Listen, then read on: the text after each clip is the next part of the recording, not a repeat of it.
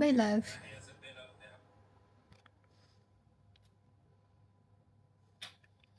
Give me halik. Just gonna be in the hotel's facility. Just call me when you need me. Okay? Bye-bye. Hi mga Swissy! So mamamasyal muna tayo ngayon sa hotel facility kasi 2 days na akong stuck dito sa hotel room dahil nagkasakit si...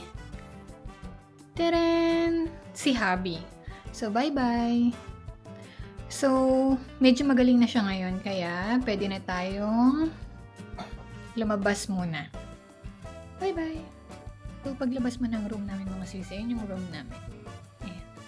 Paglabas mo ng room, meron dito parang lobby ba tawag dito? O foyer? I don't know. Wala ditong foyer or lobby. Meron sila ditong lobby sa 26th floor.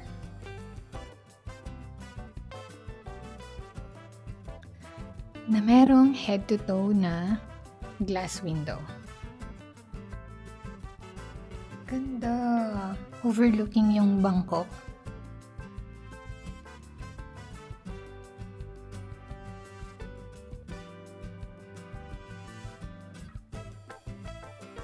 So next, ayun yung room namin. Katapat ng katapatan, meron dito parang service area. Ayan. Kaso lang walang tao dito. Next, katapat na niyan is yung elevator.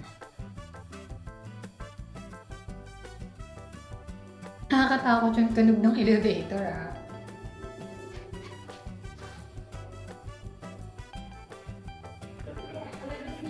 Ito pala yung hotel lobby nila. Medyo nahihiya ako magsalita kasi ang daming tao. Mga sis, yung hotel lobby nila nasa 11th floor. Meron ditong upuan kagaya nito na pwede nyong paghintayan or kung gusto nyo lang mag-chill. Ayan, marami yan. Tapos diretso na to sa pool area. So next, meron din sila ditong restaurant.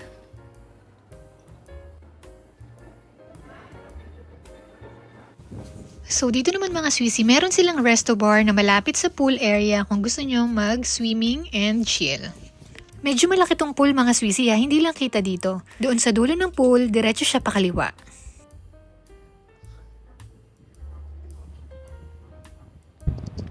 So sabi ni Kuya, meron daw gym area nasa Tower C, 12th floor. Ang hangin, sobrang hangin. Medyo nahiya na ako mag-vlog dun sa may swimming pool area kasi maraming tao. Alam niyo naman si Swissy, mahiyain. At grabe naman yung hair ko, gulong-gulo na. Ang hangin kasi sa labas. So meron dito another waiting area. Sabi ni ate,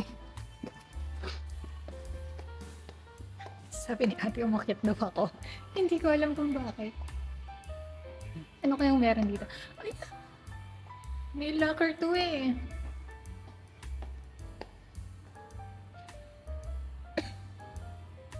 Sino ba?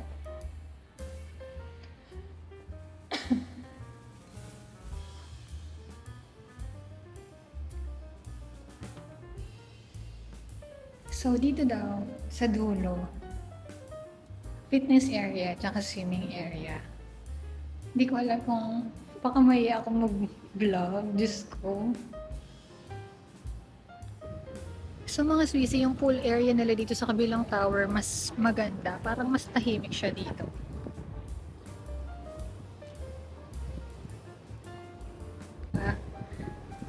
Wala siyang tao, isa lang yung lumalangoy.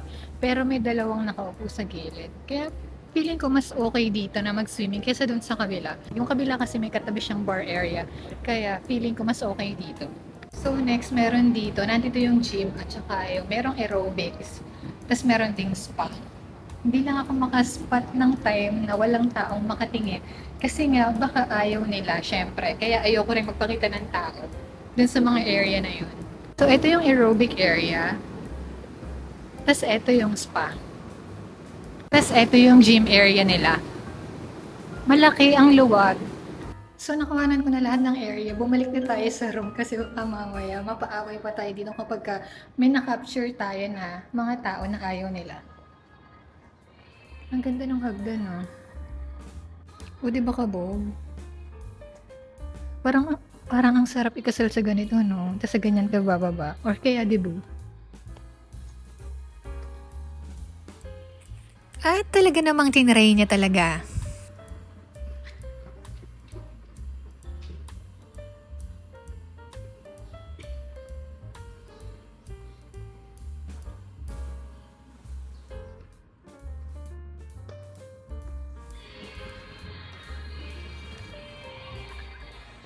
Ang swimming pool na sinasabi ko. Tignan nyo, ang daming tao.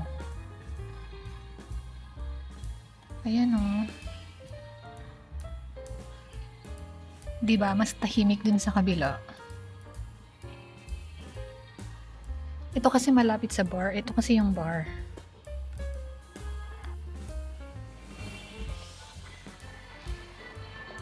Thank you! Ang bait ni ate.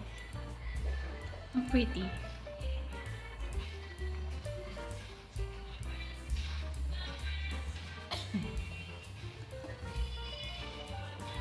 Ngayon baba tayo ulit ng 11th floor. Kasi nandun yung kabilang swimming pool. Akyatin natin yan dun sa taas. Yung overlooking the city. Grabe, alam niyo gusto ko talaga mag-swimming. Kaso lang, mga nakatopi sila mga mga swimmy, mga nakatopi sila. Ang sexy ng mga babaeng foreigner. Nakakaloka. So mga Swissy, ito yung sinasabi ko sa inyong paakyat dun sa balcony sa taas. Akyatin natin. Check natin to ano yung makikita dito sa taas. Hindi ko alam kung may bayad umakyat dito. Uy, taray, walang tao. Amazing. So, ito yung makikita nyo dito sa taas. BKK. Overlooking the city. Ang ganda naman.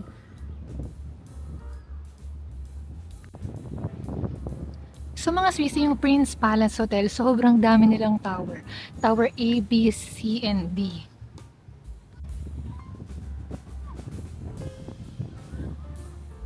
Ang hangin. Gusto ko mag-swimming, mga Swissy. Kaso nakakahiya. Ang sexy kasi nila. Hindi ko alam gagawin ko. Yaman na nga. Next life na lang. Mga Swissy, sobrang sexy ng mga female na mga foreigner. Grabe, mga nakatupis sila.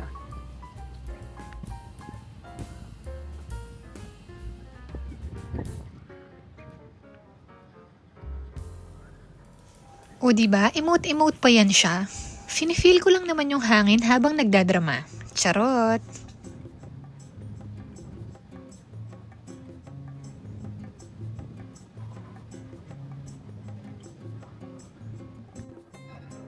Parang ngayon ko lang na-realize.